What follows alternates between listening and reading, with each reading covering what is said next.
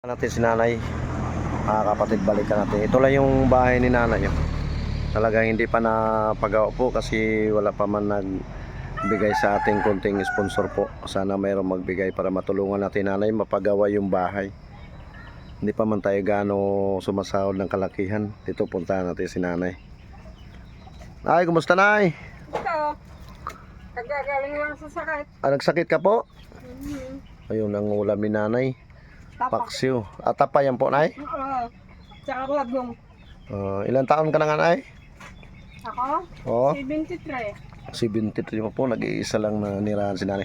Kasi dati yung bahay doon ni nanay po, natamaan ng bagyo, hindi na yan napagawa kasi wala na siyang kakayanan may pagawa po dahil medyo maedad na si nanay tapos walang pagkitaan.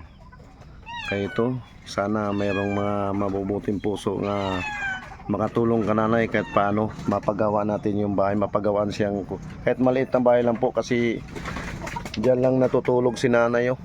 Di ba nay, diyan ka lang natutulog po? Dito po? Talagang karapat dapat talagang mabigyan natin ng tulong mga kapatid. Sana may makapansin ka nanay nga kahit paano mapagawaan siya ng bahay kahit hindi gano'ng kalakihan po kasi wala na siyang kakayanan nga mapagawa kasi medyo maedad na siya. 73 years old na po. Talagang bahay niya luna lang. Buti na pag pag umulan na mahangin hindi ka mababasa po. Hindi naman. Ay. Puro itong luna po hindi tumutulo. Talagang luna lang na no?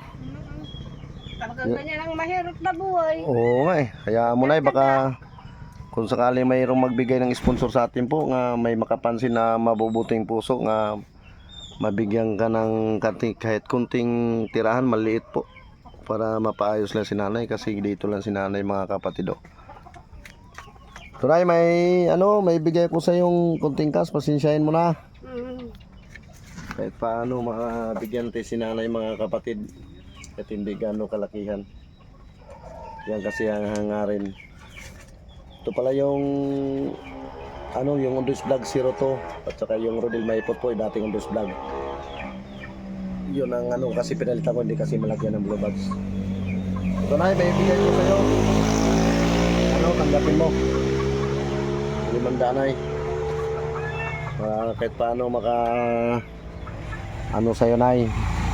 May pambili kang gamot. Ano palang sakit mo nay? Trangkaso lang siguro ko. Trangkaso. Ayan, binabutan natin mga kapatid ng kasi hindi pa man tayo gaano nakasahod ng kalakihan po. Binigyan natin ng panggastos nanay na 500 po. Sana sa mga mabubuting puso nga may makapansin ka nanay nga kahit mabigyan natin siyang konting tirahan mga kapatid. Isang araw may nagpunta sa akin, binigyan ako ng 100. Bili ko daw ng gamot. Mabuti na may mga kapatid din tayong tumutulong kahit paano. Yan lang hiling ko sa mga mga mabubuting puso. Pasasalamat Oo, ko. sana mabigyan natin ng konting tirahan si nanay kasi hindi pa man tayo gaano sumasahod ng kalakihan.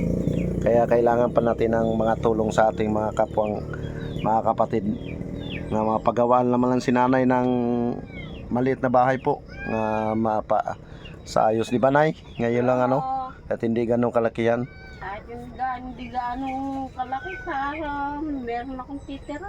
Mayroon lang titirahan nay kasi kung may bagyo delikado nay O sige nay. Sige. Patuloy mo lang yung pagkain. Abutan natin nanay kumakain. Sige. Maraming salamat po. Sige. Hanggang dito lang. Maraming salamat.